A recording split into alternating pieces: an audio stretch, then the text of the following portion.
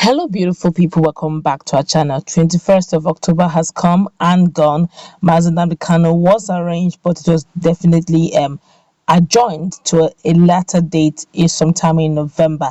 But the fireworks have not ceased, and of course, the Defense Council of Nnamdi Kanu, the international one, that's Bruce Fein, is giving a lowdown what exactly will happen next. You remember he was at the proceedings live, to see exactly what is going on. We're going to go through a series of what he has in stock and the likelihood that United Nations may be dragged into this matter in quite a very quick succession. But before we do all this and much more, before we give you the full details of this, we'd like you to subscribe to our channel by clicking on the red subscribe button beside it. You'll see a bell notification icon. Please go ahead, click on it to get notified as soon as we update our channel on YouTube. Want to say many thanks to our subscribers. For you that you have not subscribed, what are you waiting for? Please click on the red subscribe button. All right, let's go straight to the news. Counsel to Mr. Nnamdi Kanu, leader of the indigenous people of Biafra IPOB, that's Mr. Bruce Fein, said yesterday that the continued detention of IPOB leader remained illegal because it violated international law. Fein, however, said he had gathered additional information from yesterday's proceedings to be added to his petition already before the United Nations Human Rights Council. Speaking, Kanu's expatriate counsel, who said the 11th hour change of the charges preferred against him without allowing him to respond was unconstitutional, also took a sweep at the decision to bar journalists from the proceedings, saying it was a violation of their constitutional rights. Condemning Kanu's abduction from Kenya without trial, he said, "There are irregularities here. I am coming from the United States. There's no way that the government could change the charge at the 11th hour without having an opportunity to respond to the new allegations. Before I arrived in Abuja, I traveled to Geneva, Switzerland, where there is a working group on arbitrary detention as part of the United Nations Human Rights Council. And based upon what transpired today, I have additional information that I will present to them, seeking an adjudication that the detention of Nnamdi Kanu is illegal under international law." He further stated that the Nigerian constitution also has free speech provisions in section 39. I think what happened today is a violation of section 39. On the decision to bar journalists from covering the proceedings, he said it was a breach of their constitutional right. The media has a right to observe.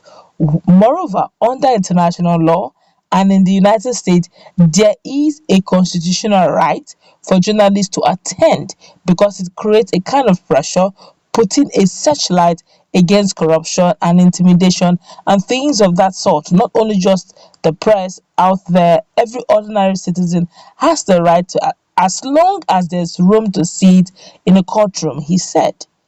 Reiterating his condemnation of Kanu's abduction from Kenya by security agents without trial, he said the situation was against international law that makes the detention illegal, in part, aside from other violations, but surely under any kind of due process, it's totally illegal to kidnap someone, take them away, take them without any hearing.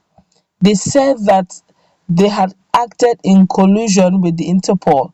What they haven't said is that there was any hearing that enabled Nnamdi Kanu to dispute, and you have to bring it before a judge before you are kidnapped. Before you are kidnapped, not afterwards. The law is very clear on that score. He was not given any hearing before. They took him there. Indeed, 4 of the 7 counts that are now lodged against him, they weren't even launched until after he had departed Kenya and was in Nigeria. He said, this is getting very interesting. And this is an international lawyer. This is not just an international lawyer, it's actually an American lawyer and who understands the dynamics of international law. And don't forget that very quickly, Aloy Ejimako also have a suit filed against the federal government. That's somewhere in Umuahia, Abia State, where they wanted Nnamdi Kanu for anything to even start at all. They want a situation where Nnamdi Kanu has to be present, as it has to be in Kenya. Then from Kenya, he has to return back to his country of residence, which is the United Kingdom, before they can even start any proceedings at all, which means they need him to return back to where he was before the whole kidnap saga. So it's actually a serious one. And now, Bros Fein is saying this. I just hope that this whole dynamics that is going on will not eventually affect Nigeria as a country, because sometimes when things go south, Nigeria is always sanctioned. And don't forget that we're already heavily indebted with what the bandits did. The money that our government went and borrowed to the future of our next generations, even generations unborn, and they use it to say they want to do railway. It says railway, and they finish making the railway. Bandits have gone to scatter it. How do we repay this loan, for Christ's sake? What kind of issue is this? And I always say this: why do you go borrowing when you have not made plans for it, and you say you want to use it to make raise, because there's always issues with transportation?